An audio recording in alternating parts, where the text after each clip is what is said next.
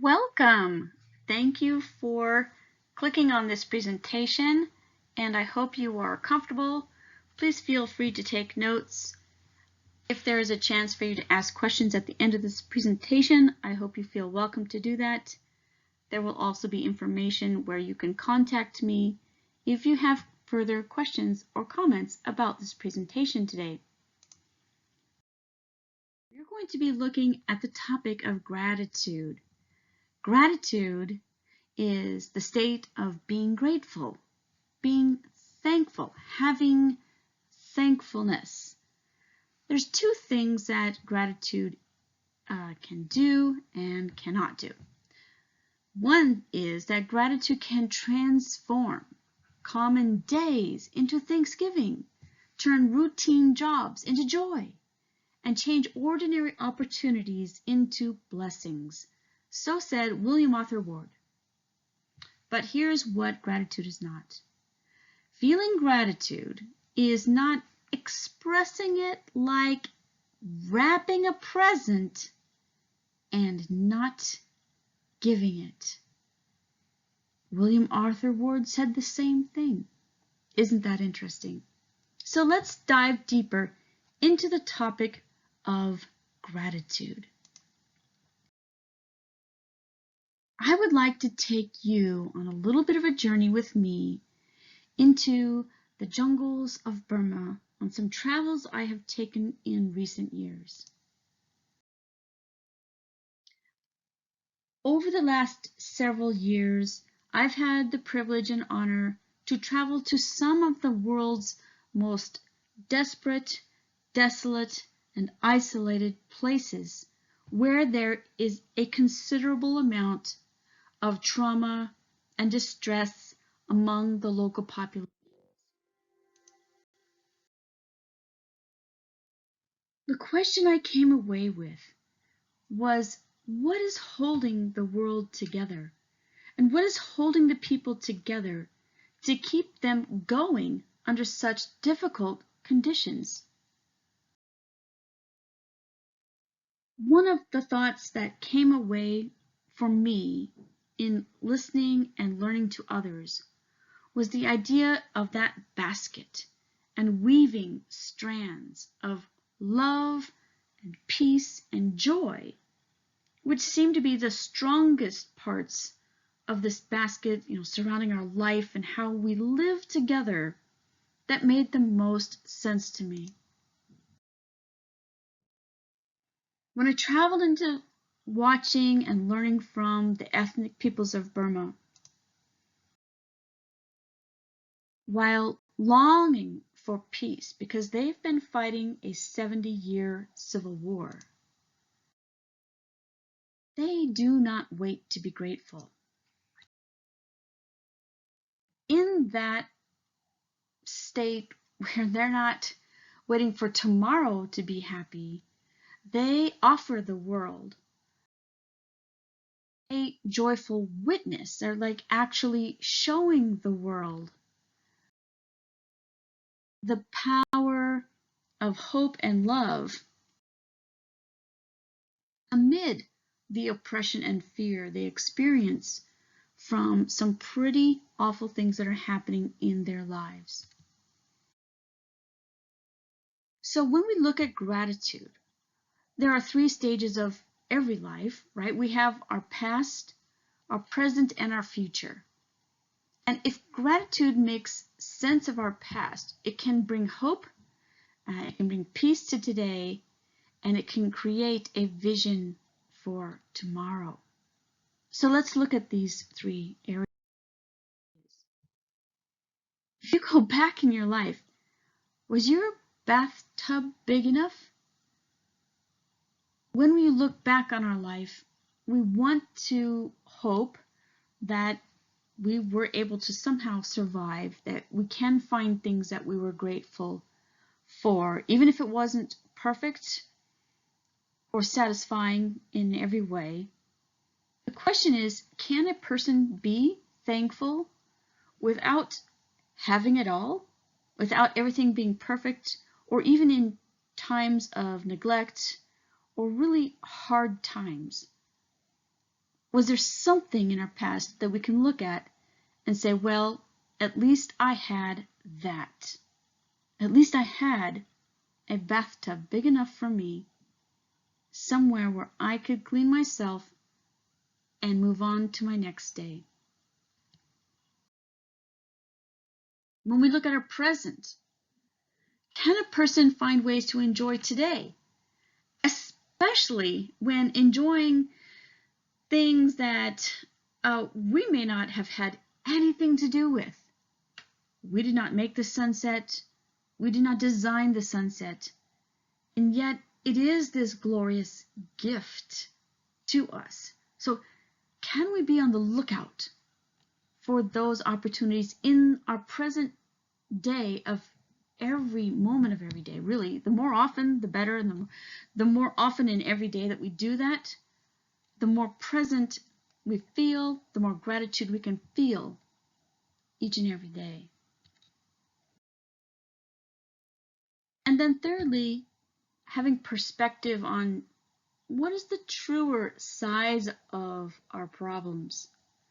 I mean, yes, we need internet and electricity, but can we also put perspective on even that is harder for some than others? And are there things in our future that are coming down the line that are going to be easier for us to manage than others? And sometimes realizing what we have can help us be grateful and appreciate those things in our life.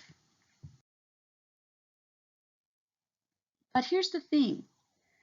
Life never stops changing. There is always this crazy swing between tension and release. And gratitude always has a place in both sides. So if we're trying to be happy, if we have the sense of happiness, often it's a balance between tension and release. Now, the thing is, people say, I don't want any tension in my life. Well, actually, there is something good about tension. It can give us some pressure to drive, a desire. We anticipate, we hope, we have a zest for life that requires a bit of tension. But if it goes so far, well, that tension can develop into negative things like greed and pride, or an unwillingness or inability to see others in need. When people and things are in our way, that is a negative kind of a tension that makes it very difficult to be grateful. If we fight for survival so much, it is very hard to see anything else, and it makes us vulnerable to losing our own humanity. But the opposite has a different set of challenges and possibilities. When we have rest and peace and freedom and contentment, well, that can be a satisfying situation. We can have harmony or feel a sense of joy and comfort. And strangely, if we have so much of that, sometimes even down a generation or two, it can lead to complacency, inaction to the suffering of others, or comfort that sets us on our heels and can lead to, again, vulnerabilities, or becoming like a stick in the mud, like, well, I've got mine, I'm so happy here, whatever, the rest is on you. And since that pendulum of life never stops swinging from one side to the other, we need to recognize that gratitude is something that we always need to strive for, and that strangely, the people that sometimes have the most tension and challenges and struggles that they've had to overcome, strangely have like way more opportunities to be grateful and even appreciate that sense of gratitude than times when we're so comfortable, everything's going fine, and we relax and sometimes forget to be thankful. I know that's a big mouthful, but I hope that you start to think in your life that tension and release comes and goes, And we're looking to find gratitude in all of those situations that we live in, the good, the bad, the ugly, and knowing that gratitude does affect our life. Well, of course, life has gotten busier and busier and busier. We get on that highway, we get on that road, we're coming and we're going. And in that busyness, sometimes we look to see who's in my way and how can I, get what I want. Why is this tractor guy going so slow? Where is our attitude?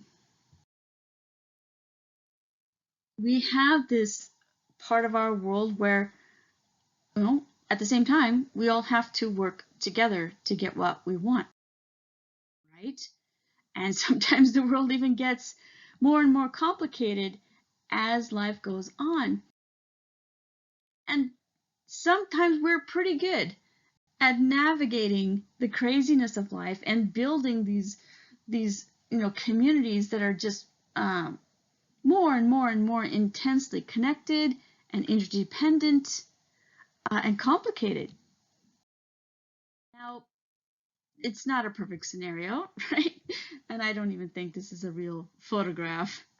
But you get the idea that as we mix with different cultures and different levels of societies, that things are never going to quite be smooth or permanent.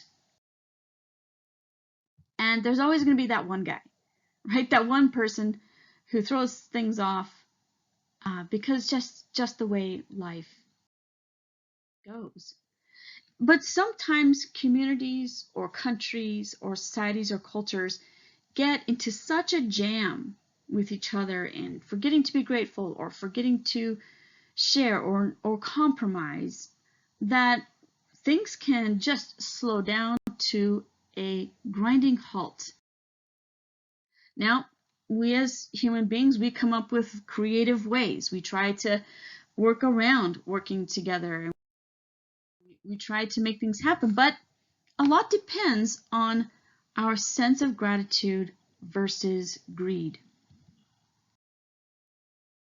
So what we have in Burma, as an example, is a pretty horrific, dysfunctional situation.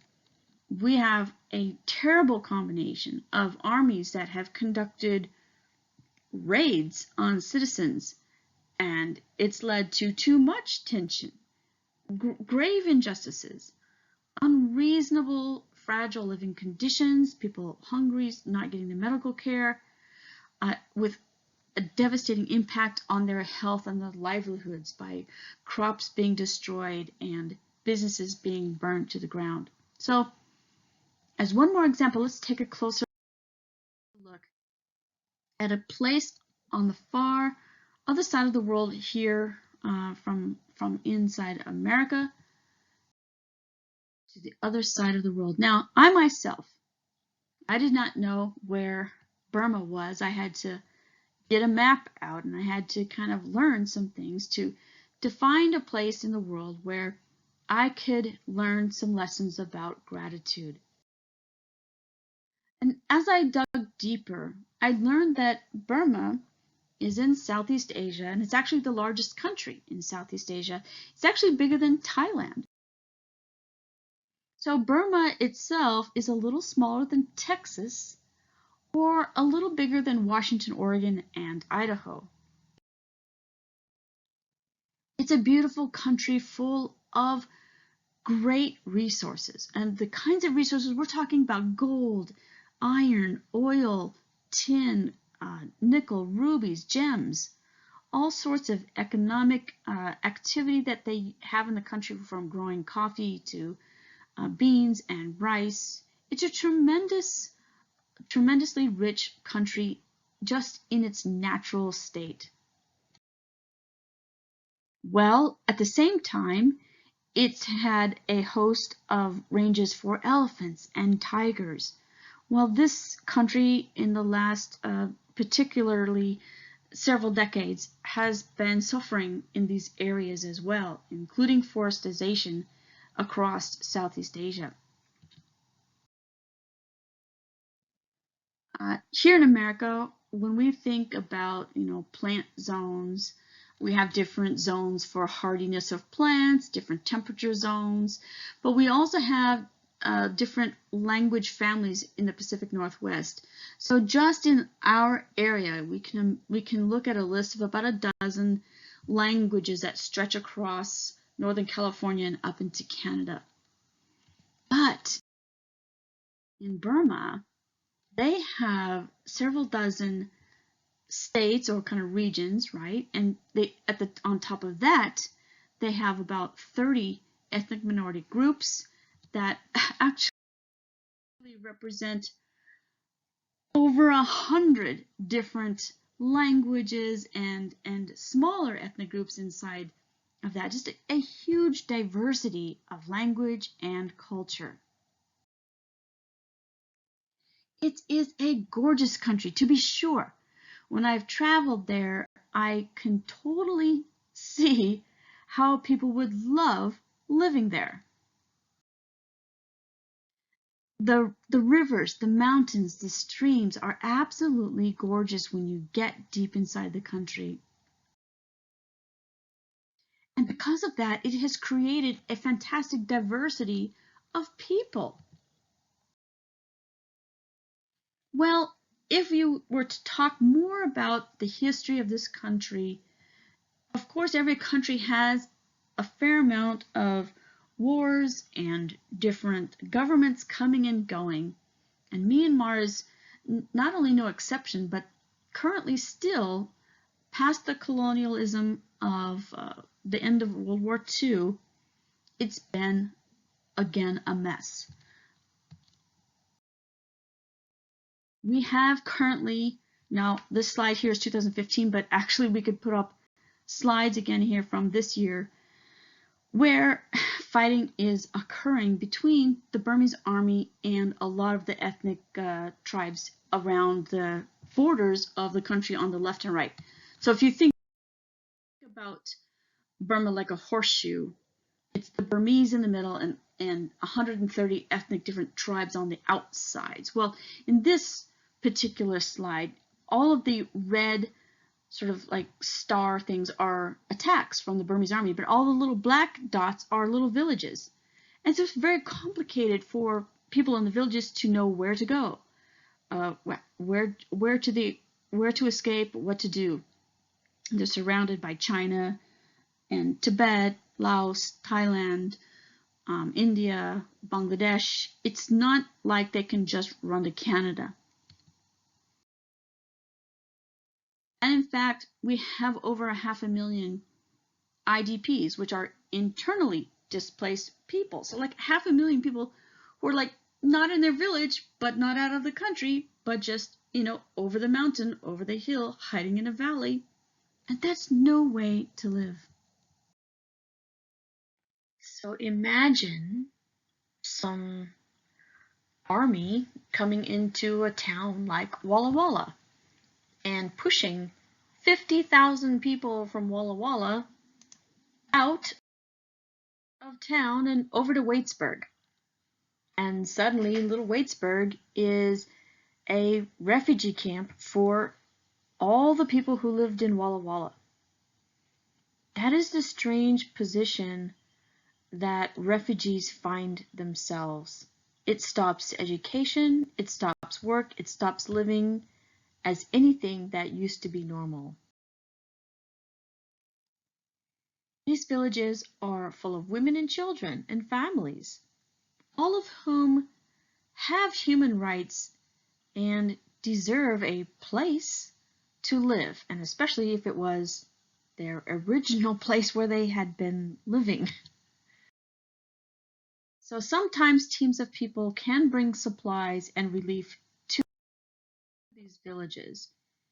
And those teams can also report on human rights abuses or casualties or humanitarian needs of the people who've been under the oppression or even attacks from the Burmese army. And here they're giving some medical care, they're sharing songs of hope, and they're doing a skit about clean water. Now, just a few hours away, boom, beautiful Thailand, who used to be less rich than Burma. And since they've had peace, however, since World War II, they're catching up. And there are places in Thailand that are absolutely beautiful to visit and welcoming to tourists. If you go to Thailand in Chiang Mai, for example, you can go to a mall, you can go to a grocery store, you can get all the kinds of foods you would normally get, or quality foods, and yet it's in the middle of an ancient city, so it's kept measures of its history and the moat around the central portion of the town, and there's beautiful monk area, Buddhist temples, sorry about that, Buddhist temples you can go visit, and they're very friendly to tourists. They allow you to walk in and enjoy the beauty and the religions of that area. Even at Christmas, when I was there one year, they put up a Christmas tree, even though it was not a big deal to the area that I was traveling in. Now, of course, when you're in an area that has different rules, or like they're trying to build, what is their regulations? How do they want to organize their country? The sort of like the idea of a developing country is that there's things that they can do there that would not be allowed in other countries. So it's always just a good way to have perspective on what works in one place or what's allowed in another place. And I'm not making any judgments on those things. You can have your own thoughts and ideas about that. Their school buses have no back doors, for example, and of construction has its own set of priorities, and then they're trying to build an infrastructure as quickly as they can, and you can see at times where some of that sense of chaos is. Now, that's, of course, never defines an entire country. The food, the way of life, the way they organize eating, what their standards are. These are all things that people work through in life. Back in Burma, however, when you're working with people who are really, really struggling, it's important to bring hope and empower and bring some skills that these villages are asking for in terms of education and security and health, that they can then help build their own lives and grow their life in the 21st century. So my daughter and myself, one year, a few years ago, packed up a bunch of donations, a dress that my daughter used to wear, got them in some rice sacks, numbered them, ordered them, covered them, took them across the border from Thailand into Burma, and I could instantly see how I was going into a far more rural community, and it wasn't the easiest to cross the border. There were precautions that needed to be taken, but once we were there, it was, oh my gosh, so beautiful. And I appreciated, and I had gratefulness and gratitude for the beauty of the earth, and I knew immediately how thankful I was for my home back in the States, and the rooftop and the roof over my head, and the grocery store that I go to, and even though here they are selling a tiny little jar, or tiny little cans of Coca-Cola. We passed by the water buffalo, and on the right there, that's where we were supposed to take a shower. Just a little stream coming out of the mountain, so it was 40-degree water there. And we had to be careful with some protections. This hike down this particular mountain was a relatively easy hike. It was about a 6-hour hike, but down, down, down, down, down. And after a while, down, down, down gets challenging. So, ask yourself, who is grateful for doctors, nurses, and hospitals?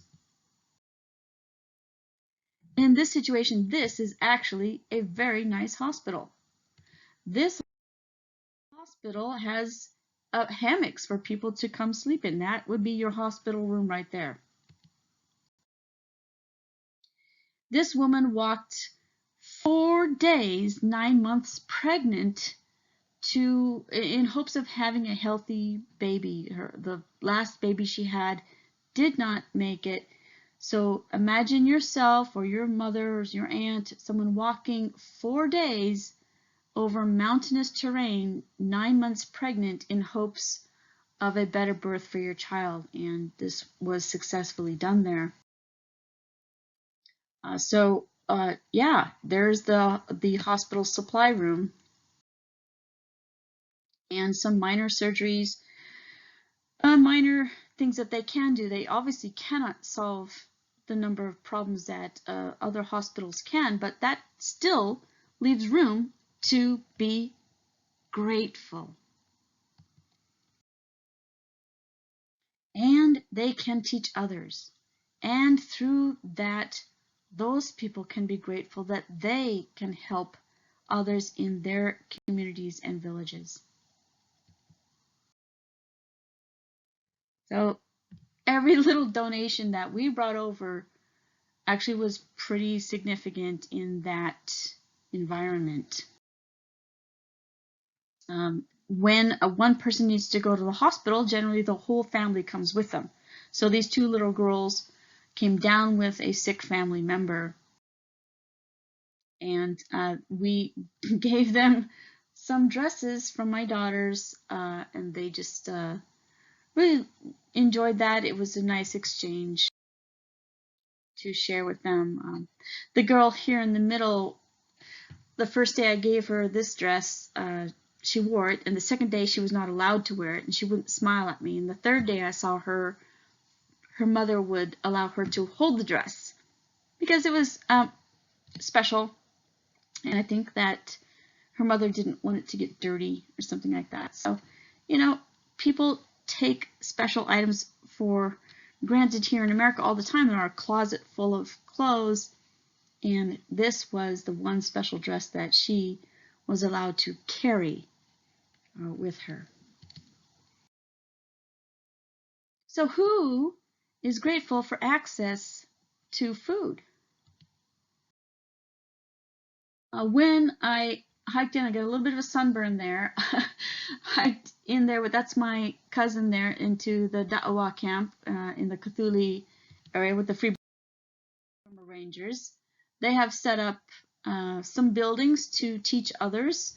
And actually there's an article there from my local newspaper on the far right about some of my travels. But here is the kitchen. This is a massive organized way to cook rice. So they build a fire underground, and then they put these giant caps over the tubs of rice and boil that water underneath, and that is how you cook rice for hundreds of people all at the same time. And we can't take water for granted. We have to be grateful for having wood to be supplied to boil the water so that the water is clear to drink. And you notice the old-fashioned, the Y2K. Some of you will recognize that. I was there at Thanksgiving one year, and this was the oven that we used, and that's my cousin baking a pie. It was like an apple pie for Thanksgiving dinner, but she actually baked it in the ground. So this was her little ground oven that she baked the pie there for us to enjoy it. Thanksgiving. Who is grateful for the school you attend? This was a village visit that we took in a certain area, and these children have one teacher. There she is on the right with me. And as soon as she saw me coming in the village, for some reason she grabbed my hand and she was like, "She is with me," is what she said. I get her. Because I'm a teacher, here's the villagers. And, surprisingly, they did in this village have one solar panel that gave them a light bulb. This is the school. Are you grateful for your school? That's the schoolhouse right there. Inside the schoolhouse, there is the chalkboard with some chalk on it, and you can see some words and letters being written even on the sideboards. So behind this chalkboard is a tiny little room, and that's where the teacher lives. She actually lives a whole day's walk away, and she walks home on the weekends for several hours to get home, and then she walks several hours to get to school. This is the monkey that we had with us as we did some of our travels. And my cousin actually brings her children with her, and so she homeschools her children in the villages. And so here she was struggling a little bit with learning science with a monkey on her lap.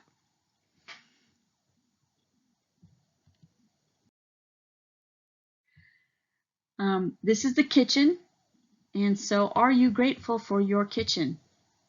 We had a beautiful meal cooked on this nice little stove here. Are you grateful for water? This is the only water supply for the village, and we were teaching them some different ways to continue to keep their water clean. And again, even in the little school book that they had, there were mistakes, as I remember, that didn't even have the proper words there for them to learn. So I spent the afternoon with the teacher, and we just shared information, and I learned from her and she learned from me, and I was grateful. This is under a house. So under this house they had a medical clinic. The gentleman with the dark glasses had an eye condition, and but they're very grateful for people to come and give them some medical care in their village. Then of course it's grateful to have fun, right? Are you grateful for small activities where you can have fun and sing songs and get blindfolded and play a little game? That's something to be grateful for. This gentleman is wearing a vest. On that vest has heart, lungs, stomach, so just like internal organs, and they're singing a song about teaching these children about what's inside of their bodies and how the body works. So this is the New Generation School, NGS. It's in the Karen State, and this is the only high school within 4 days walking. So every student that's here has walked up to 4 days to get here, and that's the total number of students in the school. They keep a dormitory. I gave them some music lessons. That's the principal on the left there. And that's their weight room. Okay, there's their weights, some pieces of wood. That ball is their sports equipment. That piano was their music department. That sewing machine was their sewing department. There on the upper right is their shop, and on the bottom right is the school security fencing.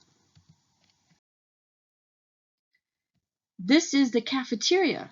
Are you grateful for your school's cafeteria? This was the private shower they told me I had, and my private bathroom, which just didn't feel that private. But that's the way it is.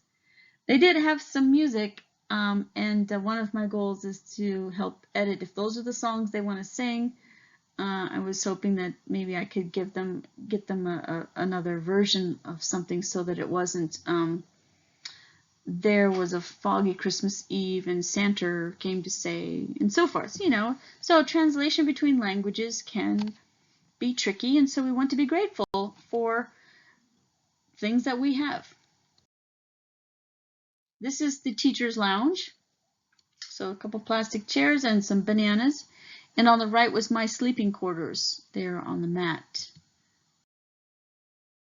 This is the classroom, and this is the biggest classroom that they have. It's outdoors. When it rains, but the roof works, and we had a fabulous time. This is their library.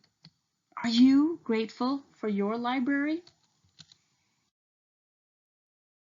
I'll tell you one thing. I played a couple of games with these young people, and they were so grateful for every lesson they learned.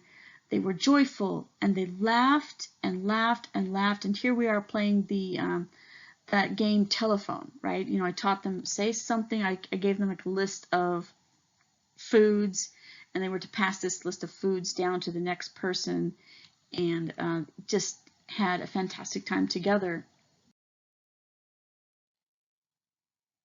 Who is grateful for their own cultures? This young man, his name is Anitu, and his culture is one of the oldest cultures in all of Burma. He has no written language. He and three other gentlemen, but mostly himself, is trying to write his own language. It's never been written. So he himself is trying to create the letters and the words to explain the vocabulary of his language. And he feels so strongly that with a language, it helps identify his culture and gives him to know who he is. It's a very powerful, powerful place in life. Well, here, this is Mei Pa. She's a Padang woman from the, another way to say is the long neck tribe. That's about 15 pounds of brass on her neck, but what you can't see is each of her legs is also carrying several pounds of brass. They can carry up to 40 pounds of brass on a 90-pound frame body. It's an enormous cultural adaptation, and I had the privilege to work with them. That's their homemade guitar, and I brought in some guitar strings because they had a broken guitar string, and the husband fixed that. And this is a homemade violin and a homemade guitar, and this, because of the additional guitar string, this was the first time that the husband and wife were able to play together in a long time under one light bulb in their house.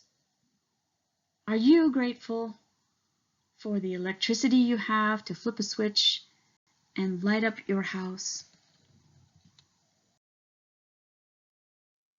These were some of the orphan children I had breakfast with the next day. So being an orphan in a refugee camp is something to be grateful if that's a place you can learn for yourselves how to appreciate what you also have. Another place is to ask, are you grateful for artists? There's a school inside the refugee camp, and I had the privilege to work with, again, some orphans and some students and teachers, and just draw together, work some art together, and that connection has led to Saleh. Michael is another name for him, and promoting his art here in the United States. This is a little orphan boy who has the talent. Look at that little picture he drew of one of my assistants there. And as he left that room, and the smile on his face was spectacular. The last night, he ran out of the room. He stopped about halfway. He turns around. He blows a kiss to the girl he drew the picture of, her name is Chloe. And then he runs away and disappears, and I never saw him again. Are you grateful for people who have spent some of their time and energy for you, like Chloe did for this little orphan boy?